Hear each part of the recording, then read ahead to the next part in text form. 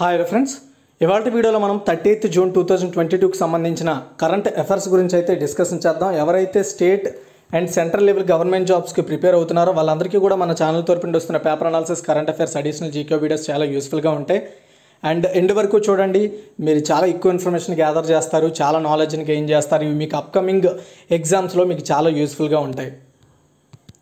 చూడండి, యాక్చువల్గా ఎవరైతే కాంపిటేటివ్ జాబ్స్కి ప్రిపేర్ అవుతున్నారో వాళ్ళకి మన ఛానల్ తరపున వస్తున్న current affairs, paper analysis present మన దగ్గర అవైలబుల్గా ఉన్నాయి. ఇవి 2021 జనవరి నుండి 2022 జూన్ వరకు అవైలబుల్గా ఉన్నాయి. ప్రజెంట్ మన ఛానల్లో ఆఫర్ అవైలబుల్లో ఉంది. 12 నెలలు మొత్తం కరెంట్ అఫైర్స్ కేవలం 200 రూపాయలకి ఇవ్వడం జరుగుతుంది. ఎవరికైనా ఇంట్రెస్ట్ ఉంటే, అదేవిధంగా మీకు ఒక నెలకు కావాలన్నా అవైలబుల్లో ఉన్నాయి. 25 రూపాయలు ఒక నెలకి, అది మీకు 12 నెలలకి అయితే 200 రూపాయలు. సో మీకు ఇక్కడ పైన కనబడుతున్న ఏదైతే నెంబర్ ఉందో ఇది పేమెంట్ చేయాల్సిన నెంబరు. దీనికి మీరు పేమెంట్ చేసి కింద కనబడుతున్న ఈ వాట్సాప్ నెంబర్కి ఆ స్క్రీన్ షాట్ తీసి వాట్సాప్ చేసి మీకు ఎప్పటి నుండి ఎప్పటి వరకు కావాలో మెన్షన్ చేయండి. మన దగ్గర జనవరి నుండి 2022 జూన్ వరకు ఉన్నాయండి.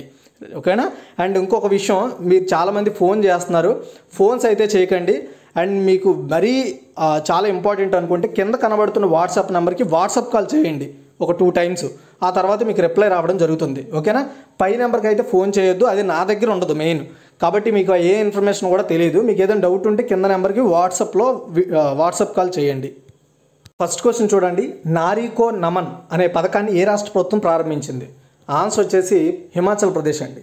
నారీకో నమన్ అనే పథకాన్ని హిమాచల్ ప్రదేశ్ రాష్ట్ర ముఖ్యమంత్రి జైరామ్ ఠాకూర్ గారు స్టార్ట్ చేశారు. అయితే హిమాచల్ స్టేట్ ట్రాన్స్పోర్ట్ కార్పొరేషన్ ఏదైతే ఉందో, ఈ road transport corporation, Himachal RTC, ఇది ఎవరైతే ఆ గవర్నమెంట్ బస్సుల్లో ట్రావెల్ చేసే మహిళలు ఉంటారో వాళ్ళకి టికెట్ ఛార్జీలో 50% రాయితీ ఇస్తారు. అంటే ఫర్ ఎగ్జాంపుల్ 100 రూపాయల టికెట్ అనుకోండి, అందులో వీళ్ళు 50% రాయితీ ఇస్తారంటే ఎంత? 50 రూపాయలు తగ్గుతుంది. అంటే 50 రూపాయలకి వాళ్ళు అనుకుని గమ్యస్థానాన్ని చేరుకోవచ్చు. ఫర్ ఎగ్జాంపుల్ వాళ్ళు వెళ్ళాల్సింది 100 రూపాయలు అయితే, ఒకవేళ 20 రూపాయలు అయితే 10 రూపాయలు, 10 రూపాయలు అయితే 5 రూపాయలు, ఈ విధంగా టికెట్ ఛార్జీలో 50% రాయితీ ఇవ్వడానికి పర్టికులర్గా ఆ స్టేట్ గవర్నమెంట్ నారీకో నమన్ అనే స్కీమ్ని స్టార్ట్ చేసింది. అండ్ ఏప్రిల్ 15 హిమాచల్ దినోత్సవం సందర్భంగా మహిళలకు బస్ ఛార్జీలపై 15% రాయితీని ముఖ్యమంత్రి ప్రకటించారు. ఇప్పుడు ఆ పథకాన్ని ప్రారంభించడం జరిగింది, గుర్తుపెట్టుకోవాలి. తర్వాత సెకండ్ వన్, అగ్నిపథ్ రిక్రూట్మెంట్ స్కీమ్కు వ్యతిరేకంగా తీర్మానాన్ని ఆమోదించిన దేశంలో మొదటి రాష్ట్రం ఏది? అగ్నిపథ్ స్కీమ్ గురించి అందరికీ తెలుసు, దీని గురించి మళ్ళీ నేను సపరేట్గా మీకు ఎక్స్ప్లెయిన్ చేయాల్సిన అవసరం అయితే లేదు. అండ్ అగ్నిపథ్ రిక్రూట్మెంట్ స్కీమ్కు వ్యతిరేకంగా పంజాబ్ స్టేట్ అసెంబ్లీ ఈరోజు ఒక తీర్మానాన్ని ఆమోదించింది. ఆ తీర్మానం ఉద్దేశం ఏంటనేది చెప్తే చూడండి, పంజాబ్కు చెందిన లక్షల మందికి పైగా సైనికులు దేశ సాయుధ దళాలలో పని చేశారని, వారిలో చాలామంది ప్రతి సంవత్సరం దేశ సరిహద్దుల్లో తమ ప్రాణాలను అర్పిస్తున్నారని పేర్కొంటూ ఆ తీర్మానాన్ని ప్రజెంట్ చేశారు.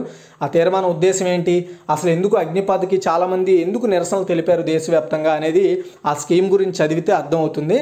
అండ్ ఇన్ని చెప్పినా సరే చాలామంది ఆ స్కీమ్ కింద నేవీ అండ్ ఆర్మీ, ఎయిర్ ఫోర్స్లో అప్లికేషన్స్ ఒక్కసారి మీరు చూస్తే కళ్ళు చెదురుతాయి అనమాట, అంతమంది అప్లై చేసుకున్నారు. ఎనీవే, ఇది మాత్రం గుర్తుపెట్టుకోండి. తర్వాత అంటే వ్యతిరేకం అంటే అది మాకు వద్దు అని చెప్పడం దాని ఉద్దేశం, అసెంబ్లీ వ్యతిరేక తీర్మానం అంటే. అండ్ తర్వాత థర్డ్ వన్, భారతదేశం ఏ దేశంతో సైబర్ డైలాగ్ యొక్క 4వ ఎడిషన్ను నిర్వహించింది? ఆన్సర్ వచ్చేసి జపాన్ అండి. జపాన్కి అండ్ మన దేశం మధ్య, భారతదేశం మధ్య సైబర్ డైలాగ్, సైబర్కి సంబంధించి విషయాల మీద, ఓకేనా, 4వ ఎడిషన్, 4th ఎడిషన్ని భారతదేశం గురువారం నిర్వహించింది. 2 దేశాల మధ్య జరిగిన చర్చల్లో ఇరు దేశాల మధ్య సంబంధించి సైబర్ సహకారం పెంచుకోవాలని, information and communication technologies, cyber భద్రత విషయాల మీద చర్చించుకున్నారు. దీంతో పాటు 5G టెక్నాలజీ విషయాల మీద కూడా ఈ డైలాగ్లో చర్చించుకోవడం జరిగింది.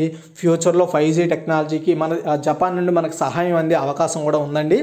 అయితే ఈ డైలాగులో విదేశాంగ మంత్రిత్వ శాఖ సైబర్ దౌత్య విభాగం జాయింట్ సెక్రటరీ మువాన్ పుయి సయావి భారత ప్రతినిధి బృందానికి నాయకత్వం వహించగా, జపాన్ ప్రతినిధి బృందానికి విదేశీ వ్యవహారాల మంత్రిత్వ శాఖ బాధ్యత గల రాయబారి యటాకా అరిమా నాయకత్వం వహించారు. 2 పార్టీల పరస్పర సౌలభ్యం మేరకు తదుపరి మీటింగ్ అంటే 5వ ఎడిషన్ మీటింగు 2023లో మళ్ళీ నిర్వహించేందుకు అంగీకరించుకున్నారు ఈ చర్చల్లో. తర్వాత 4th వన్, హైదరాబాద్లో ఖర్చు ఆదా, పర్యావరణ అనుకూల పదార్థాలతో నిర్మించిన PMAYG మోడల్ హౌస్ని ఎవరు ప్రారంభించారు? ఆన్సర్ వచ్చేసి శ్రీ గిరిరాజ్ సింగ్ అండి. కేంద్ర గ్రామీణ అభివృద్ధి అదేవిధంగా పంచాయతీరాజ్ శాఖ మంత్రి గిరిరాజ్ సింగ్ హైదరాబాదులో ఉన్న national institute of rural development and Panchayati Raj పరిధిలో ఆ క్యాంపస్లో డబ్బులు ఆదా చేసుకునేలా స్థిరమైన అండ్ పర్యావరణానికి అనుకూలమైన పదార్థాలతో నిర్మించిన పిఎంఏవైజీ మోడల్ హౌస్ని ఆయన ప్రారంభించడం జరిగింది. అయితే పిఎంఏవైజీ అంటే ప్రధానమంత్రి ఆవాస్ యోజన గ్రామీణ్. అండ్ పర్టికులర్గా డిజైన్ చేసిన మోడల్ హౌస్ ఖరీదు దాదాపు అడుగుకు 682 రూపాయలు ఖర్చు అయిందంట. సో ఈ డిజైన్ని అన్ని రాష్ట్రాలకి పంచుతామని, దాని ద్వారా అతి తక్కువ ధరలకి పేదలకి ఇల్లులు కట్టడంతో ఏ విధంగా కట్టాలనే విషయం మీద రాష్ట్రాలకి ఈ డిజైన్ పంచుతారు. అండ్ ఈ ఇంటి మొత్తం ఏరియా 342 చదరపు అడుగులండి. దీనికోసం అయిన వాళ్ళ ఖర్చు చూసుకుంటే 2.34 లక్షలు కూలీలకు ఇతర అన్ని ఖర్చులు కలుపుకొని.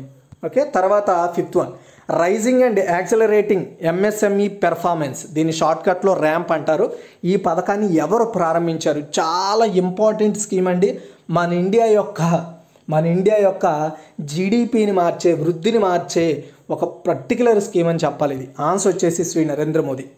ప్రధాని నరేంద్ర మోదీ గారు గురువారం అంటే జూన్ 30 6,000 కోట్ల రూపాయలతో rising and accelerating MSME performance RAMP అనే స్కీమ్ని స్టార్ట్ చేశారు. అండ్ ఈ న్యూఢిల్లీలో విజ్ఞాన్ భవన్లో జరిగిన ఉద్యమీ భారత్ కార్యక్రమంలో ఈ పథకాన్ని ఆయన స్టార్ట్ చేశారు. అండ్ ఈ పథకం యొక్క ఉద్దేశం ఏంటంటే రాష్ట్రాలలోని సూక్ష్మ, చిన్న మరియు మధ్య తరహా పరిశ్రమలు ఉంటాయి కదా, ఆ పరిశ్రమలు పనిచేయడానికి లేదా కొత్త పరిశ్రమలు ఏర్పాటు కావడానికి వాటి కవరేజీని పెంచడానికి, డెవలప్ చేయడానికి ఈ పథకం ఉపయోగపడుతుంది.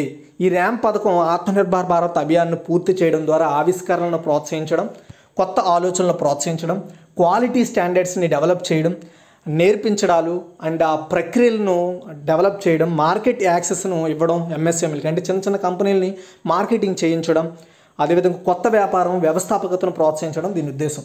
అండ్ ఈ స్కీమ్తో పాటు సో మొదటిసారి ఎంఎస్ఎంఈ ఎగుమతిదారుల సామర్థ్య పెంపు, దీన్ని ఇంగ్లీష్లో capacity building of first time MSME exports, దీన్ని సిబిఎఫ్టి అంటారు. ఈ పథకాన్ని కూడా స్టార్ట్ చేశారు. ఈ స్కీమ్ కూడా ఎంఎస్ఎంఈలకి ఎగుమతులు అంటే వీళ్ళు తయారు చేసిన ఎంఎస్ఎంఈ సంస్థలు తయారు చేసిన ఉత్పత్తులను ఎగుమతి చేయడానికి కావాల్సిన వెసులుబాటును ఈ స్కీమ్ కింద అందిస్తుంది అనమాట సెంట్రల్ గవర్నమెంట్. ఓకే, తర్వాత 6th వన్, కర్ణాటక హైకోర్టుకు నూతనంగా తాత్కాలిక ప్రధాన న్యాయమూర్తిగా ఎవరు నియమితులయ్యారంటే జస్టిస్ అలోక్ ఆరాధే. చాలామంది ఇమేజెస్ అడుగుతారు, ఇమేజెస్ పెట్టకపోవడానికి గల కారణం ఏంటంటే ఈరోజు చాలా ఎక్కువ ఇన్ఫర్మేషన్ వచ్చేసిందండి, టైం చాలలేదు, మీ అందరికీ పబ్లిష్ చేయాలి తొందరగా అనే ఉద్దేశంతో ఇమేజెస్ పెట్టడం కుదరలా. అయితే July 2, 2022 chief justice Rituraj Awasthi పదవి విరమణ చేయడంతో ప్రజెంట్ ఆయన కర్ణాటకకి చీఫ్ జస్టిస్గా ఉన్నారు. ఆయన జూలై 2న రిటైర్మెంట్ తీసుకోబోతున్నారు. కాబట్టి అతను రిటైర్మెంట్ అయిన ఇంకొక కొత్త వ్యక్తి కావాలి కదా పదవిలో, అందుకనే తాత్కాలికంగా అంటే టెంపరీగా ప్రధాన న్యాయమూర్తిగా జస్టిస్ అలోక్ ఆరాధే నియమితులయ్యారు కర్ణాటక హైకోర్టుకి. భారత రాజ్యాంగంలోని ఆర్టికల్ 223 ద్వారా అందించబడిన అధికారాన్ని యూజ్ చేసుకొని కర్ణాటక హైకోర్టు ప్రధాన న్యాయమూర్తి కార్యాలయ నిధులు నిర్వహించడానికి కర్ణాటక హైకోర్టులో అత్యంత సీనియర్ న్యాయమూర్తి అయిన శ్రీ జస్టిస్ అలోక్ ఆరాధేను రాష్ట్రపతి నియమించారు. తర్వాత 7th వన్, క్రింద వాటిలో ఏది సైన్యానికి ఉపయోగపడే సాంకేతికత పరిశోధనలను ప్రోత్సహించేందుకు $1.04 బిలియన్ ఆవిష్కరణ నిధిని, ఇన్నోవేషన్ ఫండ్ అంటారు ఇంగ్లీష్లో, ప్రారంభించనుంది? ఆన్సర్ వచ్చేసి నాటో అండి. సైన్యానికి అంటే నాటోలో ఉండే ఏవైతే దేశాలు ఉన్నాయో వాటి సైన్యానికి ఉపయోగపడే టెక్నాలజీని ప్రోత్సహించడానికి నాటో €1 బిలియన్ అంటే $1.04 బిలియన్ ఆవిష్కరణ నిధిని ప్రారంభించనుందని NATO secretary general Jens Stoltenberg announce చేశారు. మాడ్రిడ్లో జరిగిన నాటో శిఖరాగ్ర సమావేశంలో మీటింగ్ ఏర్పాటు చేసుకొని దీనికి అంగీకరించారు. నార్త్ అట్లాంటిక్ ట్రీటీ ఆర్గనైజేషన్, దీనిని నార్త్ అట్లాంటిక్ అలయన్స్ అని కూడా పిలుస్తారు. దీని గురించి నెంబర్ ఆఫ్ వీడియోస్లో చెప్పాను. ఎవరికైనా ఇంకా తెలుసుకోవాలనుకుంటే ఇక్కడ మీరు స్క్రీన్ షాట్ తీసుకోండి, టోటల్గా ఇచ్చాను. అయితే ఇది 30 దేశాల మధ్య ఒక అంతర్ప్రభుత్వ సైనిక కూటమి. ఇందులో 28 యూరోపియన్ అండ్ 2 ఉత్తర అమెరికా దేశాలు ఉన్నాయి. అవి ఏంటో ఇక్కడ మీరు స్క్రీన్ షాట్ తీసుకోవచ్చు. ఓవరాల్గా 30 కంట్రీస్. అండ్ దీన్ని ఏప్రిల్ 4, 1949లో ఏర్పాటు చేశారు. And Washington DC United states అక్కడ ఏర్పాటైంది. అండ్ దీని ప్రధాన కార్యాలయం బ్రజిల్స్, బెల్జియంలో ఉంది. తర్వాత 8th వన్, భారత అంతరిక్ష పరిశోధన సంస్థ ఏ అంతరిక్ష కేంద్రం నుండి PSLV-C-53 రాకెట్ను ప్రయోగించింది? ఆన్సర్ వచ్చేసి సతీష్ ధావన్ అంతరిక్ష కేంద్రం, శ్రీహరికోట, నెల్లూరులో ఉంది ఇది. భారత అంతరిక్ష పరిశోధన సంస్థ ఈరోజు నిర్వహించిన PSLV-C-53 ప్రయోగం సక్సెస్ఫుల్ అయిందండి. ఆంధ్రప్రదేశ్ రాష్ట్రంలోని శ్రీహరికోటలోని సతీష్ ధావన్ అంతరిక్ష కేంద్రం నుంచి ఈ PSLV-C-53ని సక్సెస్ఫుల్గా ఈవినింగ్ 6 PM అంటే 6:02 నిమిషాలకు నింగిలోకి దీన్ని సక్సెస్ఫుల్గా పంపించారు. పిఎస్ఎల్వి C-53 అనేది సింగపూర్, కొరియాకి చెందిన 3 శాటిలైట్స్ను అంతరిక్షంలోకి తీసుకెళ్ళింది. అంటే వీళ్ళ దేశాలకు సంబంధించిన శాటిలైట్స్ని. పిఎస్ఎల్వి సిరీస్లో ఇది 55వ ప్రయోగం. అండ్ పిఎస్ఎల్వి C-53 రాకెట్ సింగపూర్కి చెందిన 365 కిలోల DSEO ఉపగ్రహం. యాక్చువల్గా 53వ ప్రయోగం అంటున్నారు, మరి 53 అని చెప్తున్నారు కదంటే 2 ఫెయిల్ అయ్యాయి కాబట్టి. ఓకే. అండ్ సింగపూర్కి చెందిన 365 కిలోల DSEO ఉపగ్రహం ఒకటి, అండ్ 155 కిలోల న్యూసర్, 2.8 కిలోల స్కూబ్-1 ఉపగ్రహాలను అంతరిక్షంలోకి తీసుకెళ్ళింది. దాంతోపాటు కొరియాకి చెందిన కూడా న్యూ స్పేస్ ఇండియా లిమిటెడ్తో వాణిజ్యపరమైన రెండో మిషన్ కూడా ఇది. తర్వాత 9th వన్, మహారాష్ట్ర ముఖ్యమంత్రిగా రాజీనామా చేసింది ఎవరు అంటే ఉద్ధవ్ ఠాక్రే అండి. నేను మళ్ళీ దీని గురించి చెప్పను. So political issues, political crisis ఎలా ఏర్పడింది ఏంటనేది మీకు తెలుసు మహారాష్ట్రలో. దానికి అనుగుణంగా హైకోర్టు ఇది అదే అని తిరిగితే మొత్తానికి హైకోర్టు అనేది స్టే విధించింది. దానికి ముందే మహారాష్ట్ర ముఖ్యమంత్రిగా ఉన్న ఉద్ధవ్ ఠాక్రే గారు ఆయన రాజీనామా చేశారనమాట. ఓకే. అయితే బలపరీక్షపై స్టే విధించిన సుప్రీంకోర్టు ఉత్తర్వులు జారీ చేసిన నేపథ్యంలో బలపరీక్షకు ముందే ఇంకెందుకు బలపరీక్షకి వెళ్ళడం, నా బలం ఎలాగో పోయిందని ఆయనకు ముందే తెలిసి ఆయన రాజీనామా చేసేశారు. అయితే మహారాష్ట్ర నూతన ముఖ్యమంత్రి ఎవరు ఇప్పుడు? ఆన్సర్ వచ్చేసి ఏక్నాథ్ షిండే. శివసేన రెబల్ నేత అయిన ఏక్నాథ్ షిండే మహారాష్ట్ర ముఖ్యమంత్రిగా ప్రమాణ స్వీకారం చేశారు. ఏక్నాథ్ షిండే కాదు, ఇక్కడ చిన్న మిస్టేక్ చిన్న వస్తాయి. షిండే అండి, ఏక్నాథ్ షిండే ముఖ్యమంత్రిగా ప్రమాణ స్వీకారం చేశారు. రాష్ట్ర గవర్నర్ భగత్ సింగ్ కోశ్యారి సమక్షంలో ఆయన సీఎంగా ప్రమాణ స్వీకారం చేశారు ఈరోజు. భాజపా నేత మాజీ సీఎం దేవేంద్ర ఫడ్నవీస్ ఉప ముఖ్యమంత్రిగా ప్రమాణ స్వీకారం చేశారు. అంటే ఇంతకుముందు ఆయన మహారాష్ట్ర మాజీ సీఎం, ఇప్పుడు ఆయన ఉప ముఖ్యమంత్రి. అండ్ 40 మంది ఎమ్మెల్యేలు ఆయన వెంట ఉండగా బీజేపీతో కలిసి ప్రభుత్వాన్ని ఏర్పాటు చేశారు ఏక్నాథ్ షిండే. అయితే మొత్తము మహారాష్ట్రలో 288 అసెంబ్లీ సీట్లు ఉన్నాయండి. ఇందులో బీజేపీ సీట్లు వచ్చేసి 105. అండ్ స్పెషల్గా బీజేపీ వాళ్ళు కాకుండా మిగతా అభ్యర్థులు ఈ 288లో 105 మంది బీజేపీలు పోగా మిగతా 40 మంది ఈ ఏకనాథ్ షిండేకు సపోర్ట్ చేశారనమాట. 40 మంది ఎమ్మెల్యేలు. ఓవరాల్గా ఇప్పుడు 145 మంది సో ఈ ఏకనాథ్ షిండేకి సపోర్ట్ చేశారు. అంటే మీరు అర్థం చేసుకోండి, 288లో 145 మంది సో ఏకనాథ్ షిండేకి సపోర్ట్ చేయడం ద్వారా అంటే ఇప్పుడు పర్టికులర్గా ఉద్ధవ్ ఠాక్రే యొక్క బలం పోయింది, కేవలం 3 కాబట్టి ఆయన బలం పోయింది కాబట్టి ఆయన సీఎంగా ఉండలేరు. అది బలపరీక్ష, అంటే బలం లేదు అతనికి, మొత్తానికి ఆయన తప్పుకోవడం జరిగింది అంతే. అండ్ ఏకనాథ్ షిండే ప్రొఫైల్ చూసుకుంటే ఆయన మహావికాస్ అఘాడీ ప్రభుత్వంలో ఏకనాథ్ షిండే పట్టణ వ్యవహారాల శాఖ మంత్రిగా ఉన్నారు. అనేక ప్రాంతాల్లో శివసేన పార్టీని బలోపేతం చేసిన నేతల్లో ఏకనాథ్ కూడా ఒకరు. మహారాష్ట్ర అసెంబ్లీకి వరుసగా 4 సార్లు ఎన్నికయ్యారు ఆయన. అండ్ 2004, 9, 14, 19లో ఆయన ఎమ్మెల్యేగా వర్క్ చేశారు. 2014లో శివసేన లెజిస్లేటివ్ పార్టీ నేతగా ఎన్నికయ్యారు. అసెంబ్లీలో ప్రతిపక్ష నేతగా కూడా వర్క్ చేశారు. పార్టీలో ఆయనకి మంచి సపోర్ట్ ఉంది. భారీ ఈవెంట్లను ఆర్గనైజ్ చేస్తుంటారు ఆయన. ఏకనాథ్ కుమారుడు శ్రీకాంత్ షిండే లోక్సభ ఎంపీగా ఉన్నారు. అతని సోదరుడు సో ప్రకాష్ షిండే మహారాష్ట్రలో కౌన్సిలర్గా ఉన్నారు. తర్వాత 11 వ్యాపార సంస్కరణల కార్యాచరణ ప్రణాళిక 2022 నివేదికలో ఈజ్ ఆఫ్ డూయింగ్ బిజినెస్లో ఏ రాష్ట్రం టాప్లో ఉంది? ఆన్సర్ వచ్చేసి ఆంధ్రప్రదేశ్ అండి. 5వ ఎడిషన్ వ్యాపార సంస్కరణల కార్యాచరణ ప్రణాళిక 2020 నివేదికలో ఈజ్ ఆఫ్ డూయింగ్ బిజినెస్లోని తెలుగు రాష్ట్రాలు మరోసారి అగ్రస్థానంలో ఉన్నాయి. కేంద్ర ఆర్థిక శాఖ మంత్రి నిర్మలా సీతారామన్ విడుదల చేసిన నివేదికలో ఏపీ, గుజరాత్, తెలంగాణ రాష్ట్రాలు తొలి స్థానాల్లో ఉండడం జరిగింది. అండ్ వ్యాపార సంస్కరణలు సమర్థంగా అమలు చేయడంలో మొత్తం 7 రాష్ట్రాలు ర్యాంకులు సాధించగా వాటిలో ఈ 3 రాష్ట్రాలు టాప్లో ఉన్నాయి. వ్యాపార సంస్కరణల కార్యాచరణ ప్రణాళిక 2020 అమలు ఆధారంగా స్టేట్స్ అండ్ యూటీస్ ప్రాంతాలకు కేంద్ర ఆర్థిక శాఖ ర్యాంకులు అనేది ప్రకటిస్తూ ఉంటుంది. ఇందులో మొత్తం 7 రాష్ట్రాలకు గాను అంటే ఆంధ్రప్రదేశ్, గుజరాత్, తెలంగాణ టాప్ 3లో ఉండగా హిమాచల్ ప్రదేశ్, ఉత్తరప్రదేశ్, ఒడిశా, మధ్యప్రదేశ్ రాష్ట్రాలు వ్యాపార సంస్కరణలు అమలు చేసిన విభాగాల్లో టాప్లో ఉన్నాయి. ఓకే. ఈ విభాగంలో అస్సాం, కేరళ, గోవాతో సహా 7 రాష్ట్రాలు పోటీ పడ్డాయి. ఇక అభివృద్ధి చెందుతున్న వాణిజ్య వ్యవస్థ కేటగిరీలో 11 రాష్ట్రాలు, కేంద్రపాలిత ప్రాంతాలు ఉన్నాయి. వీటిలో ఢిల్లీ, పుదుచ్చేరి, త్రిపుర వంటి రాష్ట్రాలు టాప్లో ఉన్నాయి. ఓకే. అండ్ దేశీ విదేశీ పెట్టుబడులను ఆకర్షించడంలో భాగంగా రాష్ట్రాల మధ్య పోటీ వాతావరణాన్ని పెంచే లక్ష్యంతో ఈ పర్టికులర్ నివేదికను అయితే రిలీజ్ చేస్తున్నారనమాట.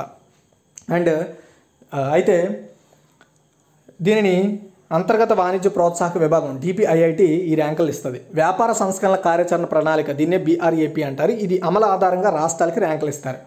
ఇందులో భాగంగా లైసెన్సింగ్ విధానం, అనుమతులు, ప్రభుత్వ సహకారం, కార్మికుల పర్యావరణ వంటి 15 విభాగాల్లో 301 సంస్కరణలతో కూడిన లక్ష్యాలను పరిగణలోకి తీసుకొని ఈ ర్యాంకులు ఇస్తారు.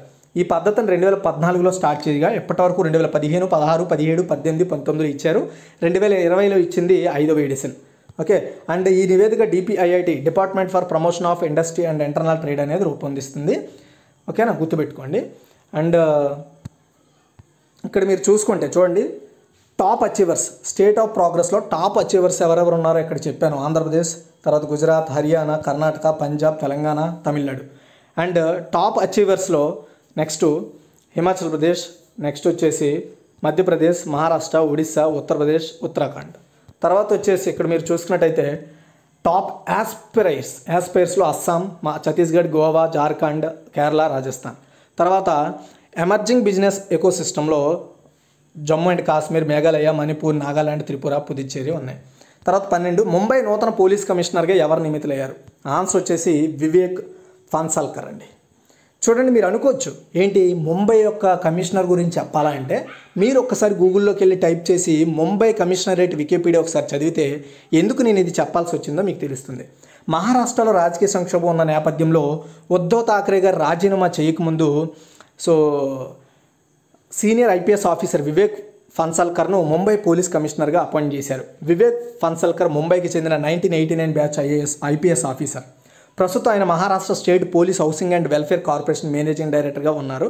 ప్రస్తుతం ముంబై పోలీస్ కమిషనర్ సంజయ్ పాండే గురువారం పదవి విరమణ చేయనున్నారు. ఈరోజు ఈ క్రమంలో ప్రభుత్వం కొత్త కమిషనర్ను నియమించింది. తర్వాత 13 క్రింద వాటిలో ఏ రక్షణ దళం పద్మ అనే ఒక కేంద్రీకృత చెల్లింపు వ్యవస్థను ప్రారంభించింది? ఆన్సర్ వచ్చేసి ఇండియన్ కోస్ట్ గార్డ్ అండి.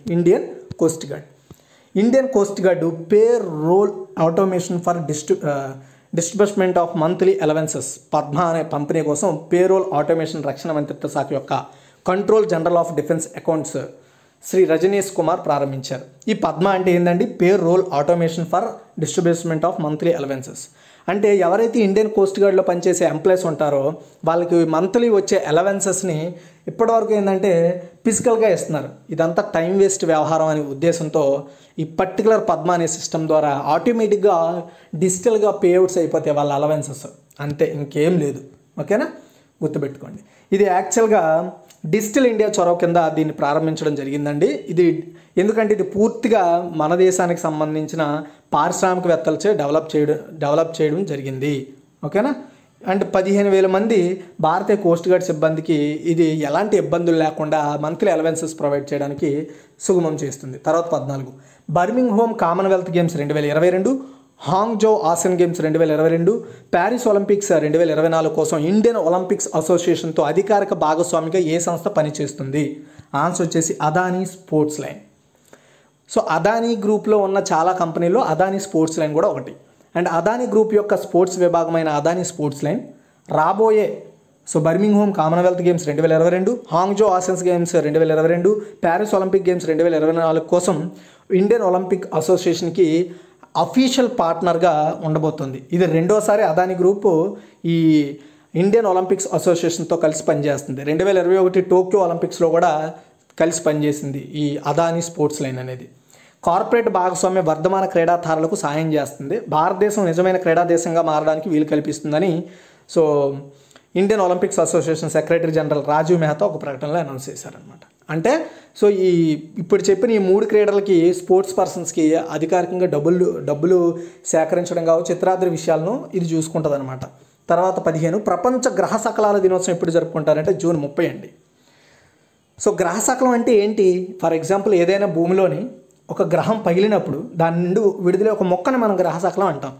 కాబట్టి అవి బద్దలయ్యి భూమి మీదకి వస్తే వాటి యొక్క ప్రమాదం ఎలా ఉంటుంది, వాటి యొక్క దాని ద్వారా వచ్చే సిచ్యువేషన్స్ ఎలా ఉంటాయి అనేది తెలియజేయడం కోసం ఎవ్రీ ఇయర్ కూడా మనకి ఈ ప్రపంచ గ్రహ సకలాల దినోత్సవం గురించి చెప్తూ ఉంటారనమాట. ఓకే, అందుకని ఈ డేని సెలబ్రేట్ చేస్తారు ఎవ్రీ ఇయర్ కూడా. ఓకే, గుర్తుపెట్టుకోండి. అయితే డిసెంబర్ 2016లో యునైటెడ్ నేషన్స్ జనరల్ అసెంబ్లీ తీర్మానాన్ని ఆమోదించింది ఈ డే సెలబ్రేట్ చేయాలని.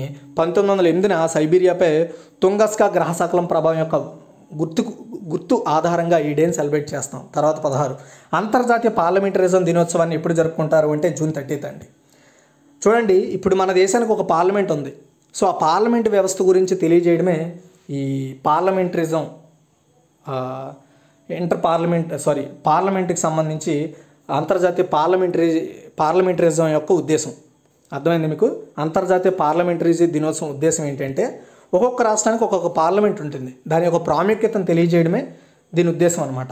ప్రజాస్వామ్య దేశాలకు ఇది చాలా ముఖ్యమైనదని తెలియజేయడం దీని ఉద్దేశం. ఇంటర్ పార్లమెంటరీ యూనియన్ IPU అంతర్జాతీయ పార్లమెంటరీ దినోత్సవాన్ని సెలబ్రేట్ చేయడం స్టార్ట్ చేసింది. యాక్చువల్గా ఈ ఇంటర్ పార్లమెంటరీ యూనియన్ అనేది 1889లో కరెక్ట్గా ఇదే రోజున జూన్ 30న ఏర్పాటు కావడంతో ఈ డేని కూడా అప్పటి నుండే సెలబ్రేట్ చేయడం స్టార్ట్ చేశారు. ఒకసారి మనం క్విక్ రివ్యూ చూద్దాం, జాగ్రత్తగా వినండి. చూడండి, నారీ కో నమన్ పథకాన్ని ఏ రాష్ట్ర ప్రభుత్వం స్టార్ట్ చేసిందంటే హిమాచల్ ప్రదేశ్. అగ్నిపథ్ రిక్రూట్మెంట్ స్కీమ్లో వ్యతిరేకంగా తీర్మానాన్ని ఆమోదించిన దేశంలో ఫస్ట్ స్టేట్ పంజాబ్. తర్వాత వచ్చేసి భారతదేశంలో ఏ దేశంలో సైబర్ డైలాగ్ యొక్క 4వ ఎడిషన్ నిర్వహించిందంటే జపాన్తో. హైదరాబాద్లో ఖర్చు ఆదా పర్యావరణ అనుకూల పదార్థాలతో నిర్వహించిన PMAYG మోడల్ హౌస్ని ఎవరు ప్రారంభించారంటే శ్రీ గిరిరాజ్ సింగ్ అండి. తర్వాత rising and accelerating MSME performance RAMP పథకాన్ని ఎవరు ప్రారంభించారంటే శ్రీ నరేంద్ర మోదీ గారు. దాంతోపాటు CBFT అనే పథకాన్ని కూడా ఆయన స్టార్ట్ చేశారు. కర్ణాటక హైకోర్టుకు నూతన తాత్కాలిక ప్రధాన న్యాయమూర్తిగా ఎవరు నియమితులయ్యారంటే జస్టిస్ అలోక్ ఆరాధే. తర్వాత క్రింద వాటిలో ఏది సైన్యానికి ఉపయోగపడే సాంకేతిక పరిశోధనలను ప్రోత్సహించేందుకు $1.04 బిలియన్ ఆవిష్కరణ నిధిని ప్రారంభించనుందంటే నాటో. తర్వాత భారత అంతరిక్ష పరిశోధన సంస్థ ఏ అంతరిక్ష కేంద్రం నుండి PSLV C-53 రాకెట్ను ప్రయోగించిందంటే సతీష్ ధావన్ అంతరిక్ష కేంద్రం, శ్రీహరికోట, నెల్లూరు. అండ్ మహారాష్ట్ర ముఖ్యమంత్రిగా రాజీనామా చేసింది ఎవరు అంటే ఉద్ధవ్ ఠాక్రే. అండ్ మహారాష్ట్ర నూతన ముఖ్యమంత్రి ఎవరంటే ఏక్నాథ్ షిండే. తర్వాత వ్యాపార సంస్కరణలో కార్యాచరణ ప్రణాళిక 2020 నివేదికలో ఈజ్ ఆఫ్ డూయింగ్ బిజినెస్లో ఏ రాష్ట్రం టాప్లో ఉందంటే ఆంధ్రప్రదేశ్. తర్వాత ఇక్కడ చూసుకోండి, నేను క్లారిటీగా ఇమేజెస్తో కూడా కొన్ని ఇచ్చాను. అండ్ ముంబై నూతన పోలీస్ కమిషనర్గా ఎవరు నియమితులయ్యారంటే వివేక్ ఫన్సాల్కర్ అండి. తర్వాత క్రింద వాటిలో ఏ రక్షణ దళం పద్మ అనే కేంద్రీకృత చెల్లింపుల వ్యవస్థను ప్రారంభించింది అంటే Indian coast guard. And Birmingham Commonwealth games 2022, హంగౌస్ association games 2022 and Paris Olympic games 2024 కోసం ఇండియన్ ఒలింపిక్స్ అసోసియేషన్తో అఫీషియల్ పార్ట్నర్గా ఏ సంస్థ పనిచేస్తుందంటే అదాని స్పోర్ట్స్ లైన్ అండి. తర్వాత ప్రపంచ గ్రాసకళా దినోత్సవం ఎప్పుడు సెలబ్రేట్ చేస్తారంటే జూన్ 30th. అంతర్జాతీయ పార్లమెంటరిజం దినోత్సవాన్ని ఎప్పుడు సెలబ్రేట్ చేస్తారంటే June 30th. Thanks for watching. ఈ వీడియో చూసినందుకు లైక్ చేయండి, షేర్ చేయండి. మరిన్ని అప్డేట్స్ కోసం మన ఛానల్ని రెగ్యులర్గా ఫాలో అవుతూ ఉండండి.